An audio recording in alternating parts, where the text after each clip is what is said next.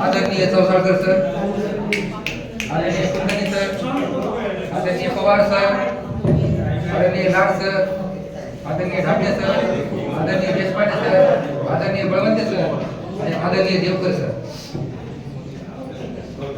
आणि माझ्या मित्र आणि मैत्रिणींनो, खूप दिवसापासून आपण या कार्यक्रमासाठी आतुरतेने वाट पाहत होतो। तो हा एक मुलीचा कार्यक्रम आज इथे संपन्न होत आहे। मी सर्वात अगोदर सगळ्यांचे आभार मानतो की आपल्या एवढ्या व्यस्त जीवनातून आपण वेळ काढून या कार्यक्रमासाठी आलात, त्याबद्दल मी सर्वांचे आभार मानतो। गेट टुगेदर म्हणजे फक्त एकत्र येण्याचं काम नाहीये। गेट टुगेदर म्हणजे आपण एकत्र आल्यानंतर आपले जे स्नेह संबंध असतात ते घट्ट करण्याचे सोहळा आहे। आपल्या ज्या गोड आठवणी असतात शाळेतल्या, त्या आठवणीला उजाळा देण्याचा हा कार्यक्रम म्हणजे गेट टुगेदर असतो। म्हणजे गेट टुगेदर म्हणजे असतं काय, तर जुने मित्र एकत्र यावेत, जुने प्रसंग पुन्हा आठवावेत, जुने नाते पुन्हा घट्ट व्हावेत, यासाठी तर असतं गेट टुगेदर। पाहताच एकमेकाला आनंद करण्यात मावणं, पाहताच एकमेकाला घट्ट मिठी मारणं, पाहताच एकमेकाला शाळेत कॉलेजात असल्यासारखं वाटणं आणि हे सर्व दृश्य प्रत्यक्ष पाहणं, यासाठीच तर असतं गेट टुगेदर। खरं तर मला असं वाटलं नव्हतं की एवढे विद्यार्थी आणि एवढे सर येतील म्हणून। सुट्टीचे दिवस आहेत आणि इतक्या दिवसानंतर आपण भेटत आहोत, कदाचित सर आपल्याला ओळखतही नसतील। खरं सांगा सर, मला कुणी कुणी ओळखलं नाही? परीक्षा नाही, कारण की शिक्षकाला दोन विद्यार्थी कायम लक्षात राहतात, एक तर हुशार विद्यार्थी आणि दुसरा खोडकर विद्यार्थी। या दोन्ही मध्ये मी नव्हतो, त्यामुळे मला वाटलं नाही सर मला ओळखलं असं म्हणून।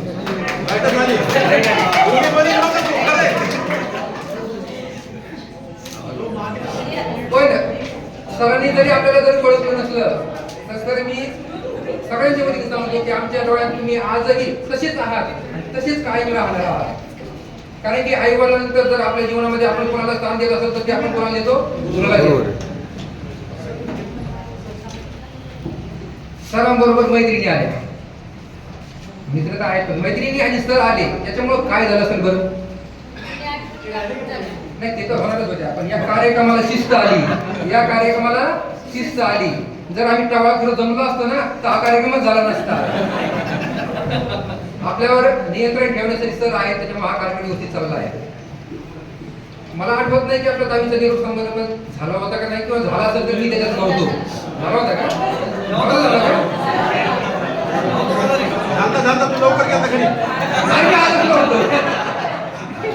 ठीक आहे, तर त्यावेळेस असं वाटायचं की आता 10वी झाली आहे, त्यावेळेस असं वाटायचं की आता 10वी झाली आहे, आता पुढे खूप मजा आहे, पण पुढे काहीच मजा नव्हती, खरी मजा तर मागच होती।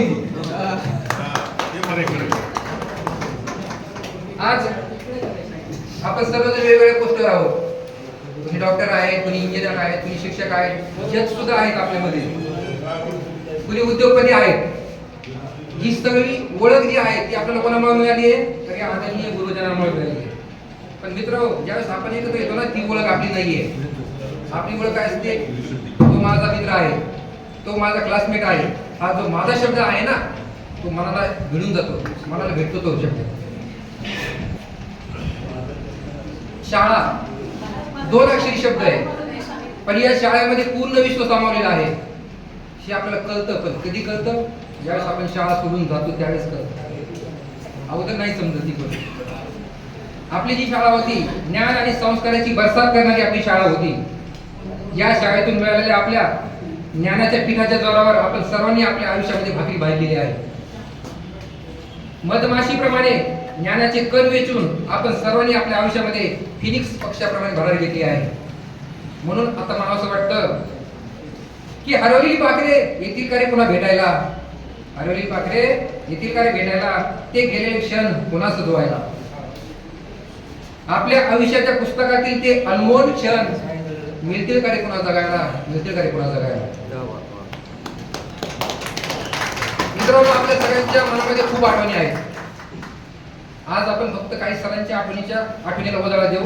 मित्रमैत्रिणींच्या काही आठवणी आहेत आपल्याला, तर दिवस आहे, आपण ते हॉटेलमध्ये केल्यानंतर उजाळा देणार आहोत। सर्वात अगोदर कोणत्या सरांचं घेऊ?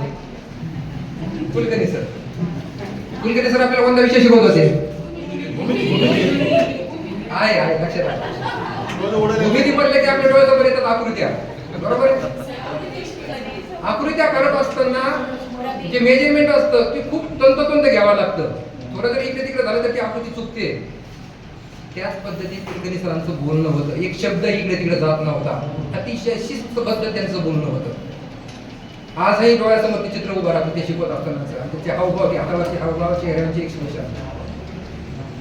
याच्या उलट होते पिंपळकर सर, हात भर इकडे हात भर तिकडे.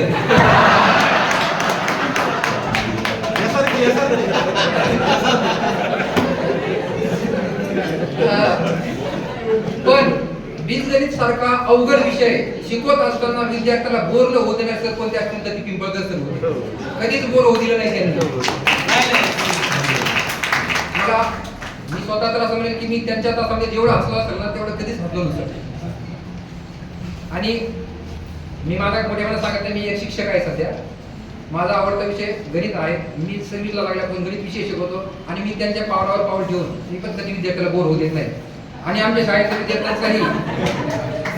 विद्यार्थ्यांचा आवडता विषय सुद्धा गणितच आहे. यानंतर देशपांडे सर आपल्याला कोणत्या विषय शिकवतात? देशपांडे मॅडम पण पांडे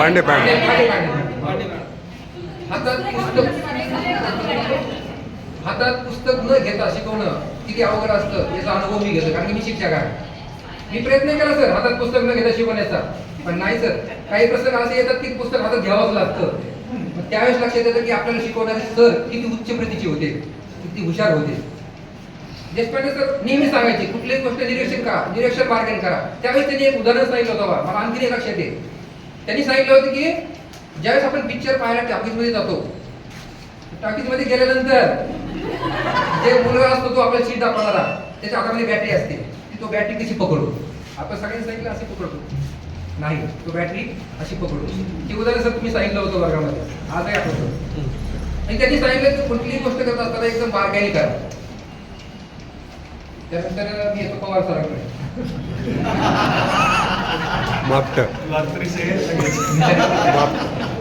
पवार सरांकडे इंग्रजी विषय शिकवायचे, सर पण इंग्रजी विषय शिकवायचे. पण पवार सरांची सगळ्यात लक्षात राहणारी गोष्ट कोणती असेल बघ, त्यांची लुना.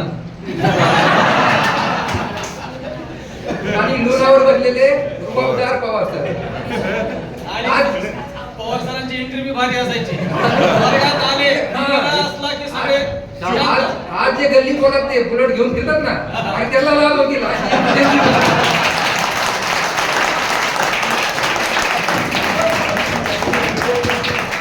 असे आपल्याला शिक्षक सगळ्यांच्या विषयी सांगायचं मला खूप वेळ आहे. असे आपल्याला जे शिक्षक भेटले होते त्यांनी त्यांच्या जीवनामध्ये जेवढे काही अनुभव असतील, ज्ञान असेल, ते सगळं पूर्ण आपल्याला तळमळीने देण्याचा त्यांनी खूप प्रयत्न केला आहे. अशा या शिक्षकांच्या चरणी नतमस्तक होण्याचं आपल्याला खरंच खूप आपण स्वतःला भाग्यवान समजतो. आपण पाहतो की पंतप्रधान रिटायर झाल्यानंतर त्याला आपण माजी पंतप्रधान म्हणतो, आमदार खासदार रिटायर झाले त्यांना माजी खासदार म्हणतो, जिल्हाधिकारी जरी रिटायर झाला तरी आपण त्याला माजी जिल्हाधिकारी म्हणतो. पण जे आपल्याला शिकवतात शिक्षक ना, त्याला आपण कधीच माजी शिक्षक म्हणत नाही. त्यांना आपण माजी शिक्षक असं म्हणतो, माजी शिक्षक, कारण की त्यांना आपण हृदयात स्थान दिलेलं असतं. आपण त्यांना कधीच विसरू शकत नाही. तीन लोकांचे ऋण कधीच विसरायचे नसतात. एक म्हणजे आई, दोन म्हणजे वडील, तिसरे म्हणजे गुरु. आई वडिलांचे ऋण तरी आपण त्यांची सेवा करून काहीतरी थोडेफार करू शकतो, पण शिक्षकासाठी काय करतो आपण? शिक्षकासाठी काहीच करत नाही आपण शिक्षकाला विसरत नाही, पण हेही सांगत नाही सरांना की सर आम्ही तुम्हाला विसरलो नाही म्हणून.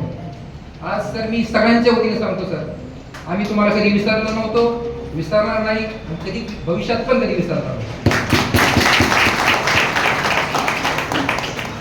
पुन्हा एकदा सर्व आदरणीय शिक्षकांचे आभार मानतो, मित्रमैत्रिणींचे आभार मानतो, आणि खास करून हा जो कार्यक्रम आयोजित केला आहे आणि आयोजित करण्यासाठी ज्यांनी मेहनत घेतली आहे असे आपले लक्ष्मीकांत